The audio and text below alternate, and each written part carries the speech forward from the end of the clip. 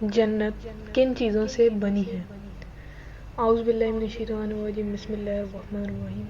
حضرت سیدنا ابو ہریرہ رضی اللہ تعالیٰ عنہ سے روایت ہے کہ ہم نے عرض کیا، یا رسول اللہ صلی اللہ علیہ وآلہ وسلم، ہمیں جنت اور اس کی تعمیر سے متعلق بتائیے۔ تو آپ صلی اللہ علیہ وآلہ وسلم نے ارشاد فرمایا، اس کی ایک اینٹ سونے کی اور ایک چاندی کی ہے، اور اس کا گارا مشک کا ہے، اور اس کی کنکریاں موتی اور یاقوت کی ہیں، اور اس کی مٹی زعفران کی ہے۔